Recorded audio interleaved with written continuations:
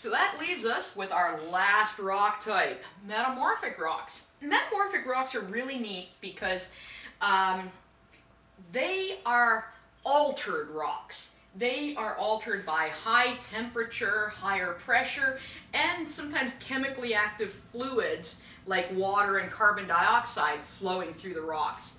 And what this can then do is it will change which minerals are stable, because some minerals are stable at higher temperatures or lower pressures, or as fluids go through it can remove some of the elements and leave others behind. And so in any case, metamorphic rocks are rocks that change from their original into something new without melting.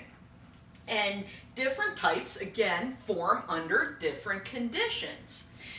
This is a graph showing what we call metamorphic facies. Metamorphic facies, the facies are basically different groups of minerals that form under kind of the same conditions. So you have like the Hornfels facies. This is all the sorts of minerals that are stable at, this would be if we have pressure on the y-axis going down and temperature on the x-axis going to the right.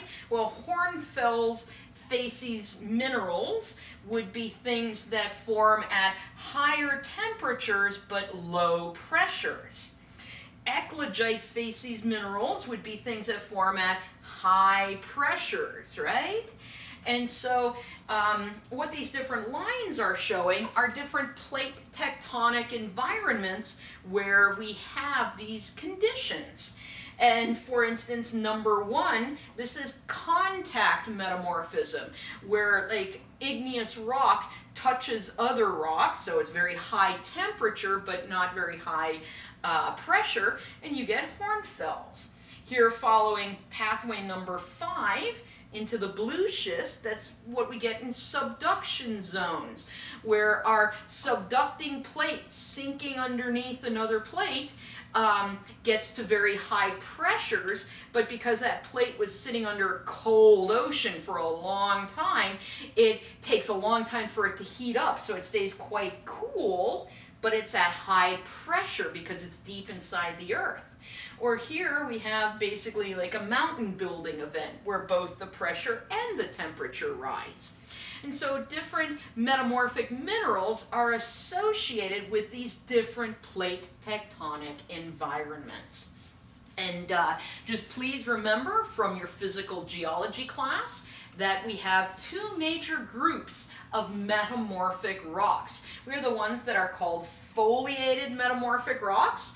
Foliated refers to the fact that they have layers in them. And our 5 foliated metamorphic rocks include slate, phyllite, schist, gneiss, and migmatite. And this is listed from lowest grade, so the least altered by metamorphism, to the most altered by metamorphism. And that's what we're showing here. All of them could begin with a parent rock of shale, and we raise the temperature and pressure a little bit, we get slate. We raise it a little more, we get phyllite, even more schist, even more gneiss, and ultimately you can begin melting it and get migmatite.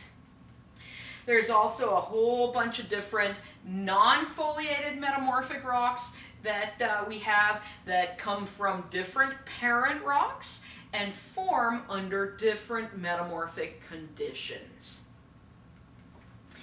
And there's marble right there. Marble forms when limestone gets metamorphosed. And this is serpentinite. And this forms when you have ultramafic igneous rocks get metamorphosed. And this is amphibolite. Amphibolite forms when mafic igneous rocks get metamorphosed. So we can kind of not just see that there was an event that caused metamorphism, we can also take a look at the parent rock. What rock did we begin with before this metamorphic event occurred?